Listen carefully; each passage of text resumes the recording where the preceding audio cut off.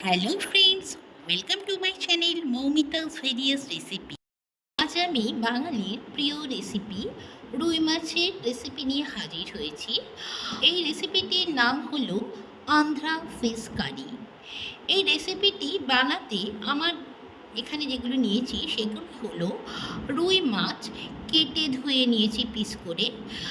আর এই মাছগুলিতে আমি প্রথমে নুন হলুদ মাখিয়ে ঠিক আধা ঘন্টা মতো রেখে দিয়েছি। এবারে আমি গ্যাস জ্বালিয়ে কড়াইতে তেল গরম করতে দিয়েছি।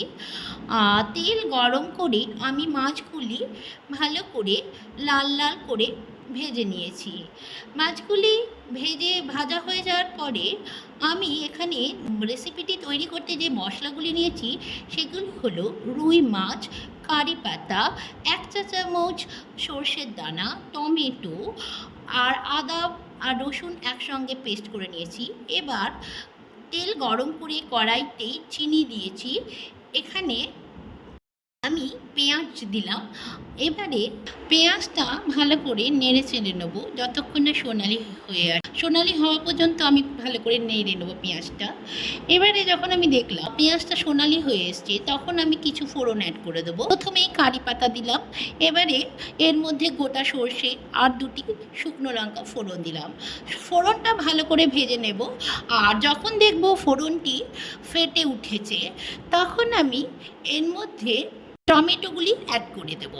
টমেটো দেওয়ার পরে আমি বাটা মশলা যেটি আদা রসুনের বেটে রেখেছিলাম সেটা মিশিয়ে দেব এবং ভালো করে কষিয়ে নেব।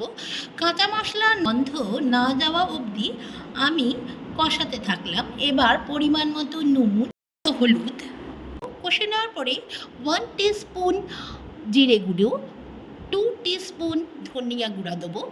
সঙ্গে আমি নারকেল পোস্ত একসঙ্গে আর সর্ষে বাটা দিয়ে মিক্স করব। আর সঙ্গে 2 চামচ টক দই ফেটিয়ে নিয়ে এর মধ্যে দিয়ে দেব। আর এখানে বলে রাখা উচিত পোস্তটা কিন্তু অপশনাল।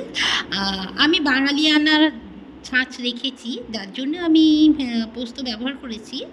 আপনারা এটা স্কিপ করতে পারেন। এবং সর্বশেষে আমি নারকেলের হাফ কাপ দুধ মিশিয়ে দিয়েছি আর শেষে মাছগুলো অ্যাড করে দিলাম। অ্যাড করে ঝোলটা ফুটে উঠলে ধনেপাতা দিয়ে আমি পরিবেশন করে দেব। এটি আপনারা গরম ভাত, ফ্রাইড রাইস, পোলাওয়ের সাথে খেতে পারেন। খেতে সত্যি এই রেসিপিটি করে দেখবেন, দারুণ স্বাদের হয় এবং সুস্বাদু হয়। Thank you for watching. খুব শীঘ্রই একটি নতুন ভিডিও নিয়ে উপস্থিত হচ্ছে।